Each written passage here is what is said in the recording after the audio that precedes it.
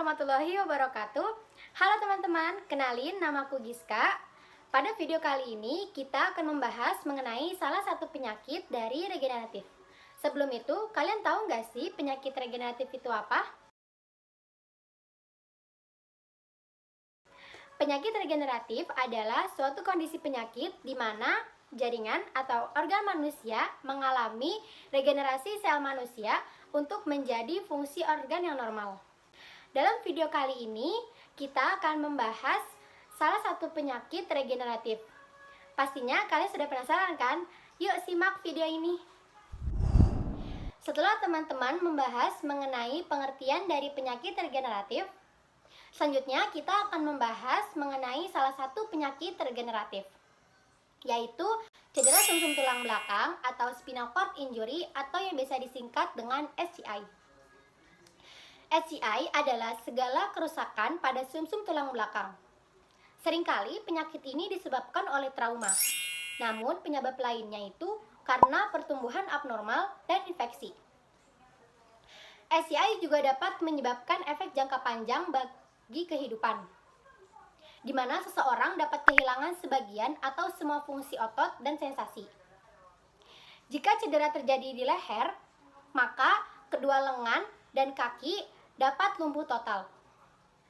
Ada salah satu fakta menarik mengenai SCI, di mana SCI adalah penyebab umum kelumpuhan total dan kematian pada anak-anak dan orang dewasa. Setelah mengetahui apa itu penyakit SCI, kita juga perlu tahu nih sebenarnya apa sih yang menyebabkan timbulnya penyakit SCI tersebut.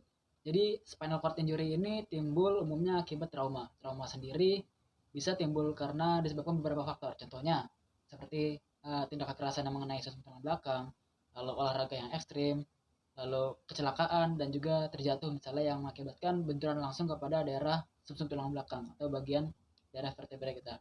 Dan faktor-faktor lain yang juga bisa memicu dari SCI tersebut, contohnya seperti penyakit degeneratif pada diskus, lalu adanya peradangan pada daerah vertebra, dan juga adanya pertumbuhan jaringan yang abnormal di sekitar sumsum tulang belakang tadi yang akhirnya menekan spinal cord dan mengakibatkan injury pada spinal cord tersebut. Selanjutnya, kita akan membahas mengenai gejala SCI.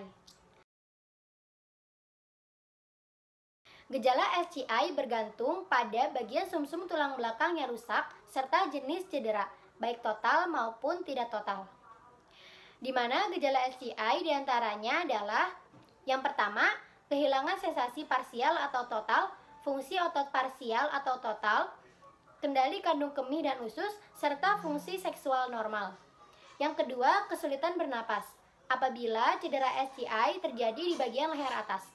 Yang ketiga, leher atau punggung terpelintir sehingga menyebabkan gangguan berjalan dan keseimbangan. Sedangkan ketika SCI sudah memasuki kondisi komplikasi, maka gejala yang ditimbulkan diantaranya adalah yang pertama, disrefleksia otonom atau sindrom klinis serius yang dapat menyebabkan hipertensi akut.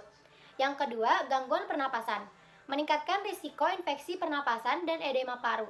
Yang ketiga, sepsis, terjadi ketika respon tubuh terhadap infeksi melukai organ dan jaringan tubuh. Yang keempat, hipertonia spastik, menyebabkan otot berkontraksi dengan sangat cepat dan refleks tendon dalam yang berlebihan.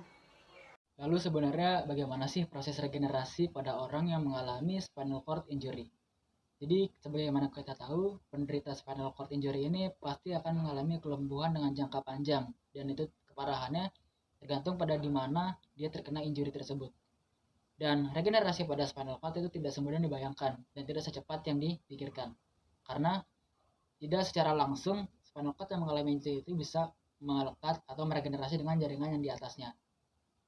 Pada sebuah penelitian ditemukan bahwa peran mitokondria itu diperlukan dalam proses regenerasi di sistem saraf tulang belakang tersebut.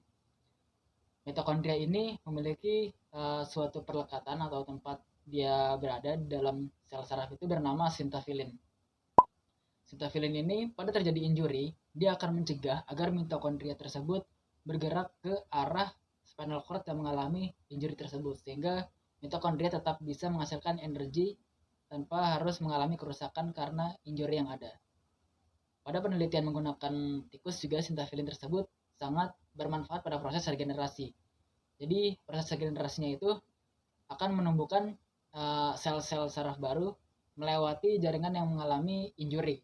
Dalam arti lain, sel yang mengalami injury tidak akan tumbuh, melainkan akan terjadi pertumbuhan sel pada di sisi lain yang tidak mengalami injury.